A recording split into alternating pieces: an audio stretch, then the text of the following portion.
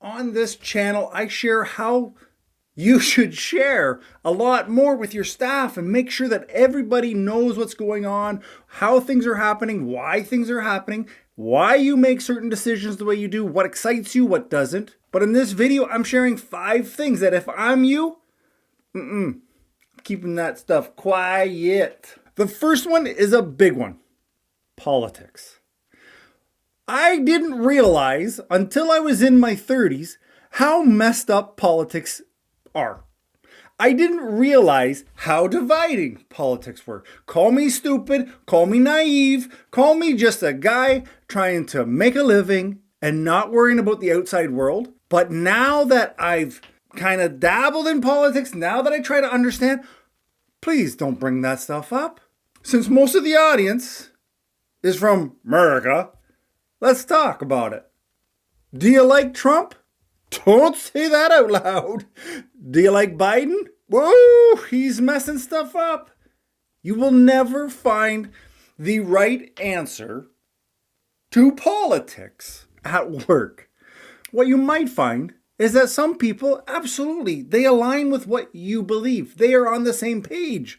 But what I also guarantee, unless you're working for a company of Uno, you're only going to have problems because you are going to have somebody who has a different opinion. And I like to think of myself as open-minded. I like to think of myself as somebody who, I could be wrong.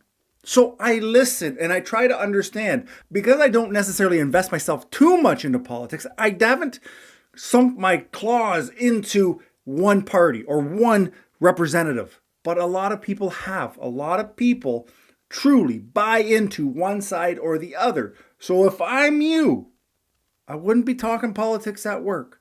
There's a great chance that it can cause conflict within your team. The next thing that you want to keep quiet is the cost of your things.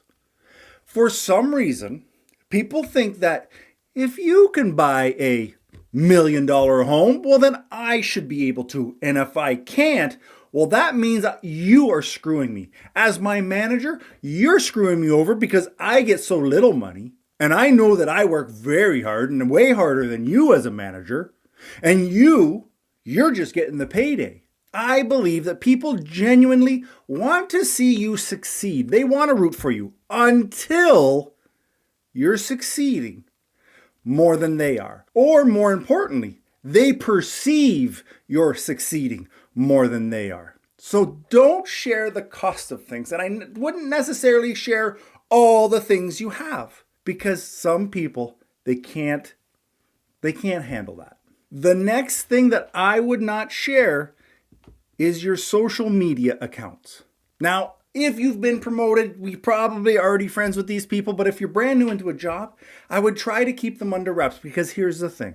You may make a comment, or maybe you've made a comment that you forgot to take off of Twitter, and one of your employees finds it, and they're able to manipulate that to a situation that throws you under the bus. Or they see you have an outburst. Maybe you share an opinion amongst what you think are friends. And somebody from work finds that. And they inevitably will try to use that against you. So to keep it easy, just don't share it. Just don't share. The next thing I want to make sure that you're not sharing is how you went on a bender last night. Oh, I got effed up, man. You may want to be sharing it because you think, I'm connecting. We have something to talk about. Oh yeah, I got ripped last night.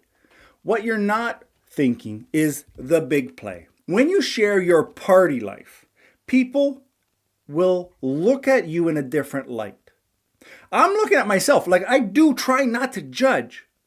But when I see supervisors that I've had, and I know enough about them, like that they're kind, they have a family, they're just good people, but I don't know about their social life. I don't ever see them getting hammered or hearing their parties. There's a level of respect with this invisible line that they've created. But the supervisors or managers that I've had that are talking about going on a bender and smoking so much that they couldn't see for the next 4 days, whatever it might be. Those people I personally held to a lower standard, and I think many of my coworkers did as well. So if you party, well, party on, Wayne, party on, Garth, but you don't need to share it at the water cooler with your staff. The next one that you should not share is the absolutely hilarious, side-splitting, funny jokes that are a touch off color.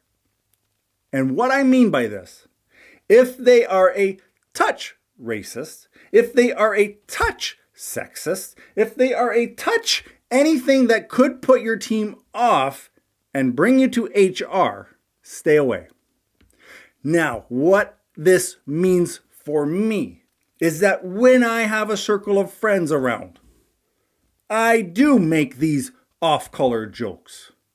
They are taken lightheartedly because everybody in my circle knows that I don't give a shit what your sex is. I don't give a shit what you're interested in. I don't care what your color is. I don't care where you grew up. I don't care about any of that. But sometimes funny joke is a funny joke. So I will share that with my friends. But do not share it at work because these people, although you're very friendly with them, because that's what we've been training, but they're not your friends.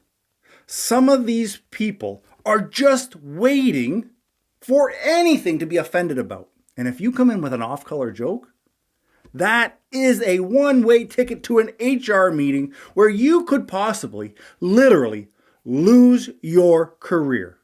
So don't do it. As much as it is absolutely funny, I get it. We're the same. We laugh at the same stuff. Funny is funny. That's what jokes are for. But do not share these at work. And if you choose to, make sure you absolutely know your audience. Because with a divide, staff that don't like you, staff that think they could do your job better than you, they're looking for an opportunity. And this is a layup. This is an easy basket. Once you make sure that you know these 5 things to not share, there's 5 more in this video, which makes 10 according to my math. So I'll see you there so we have the full package of what you don't want to share at work.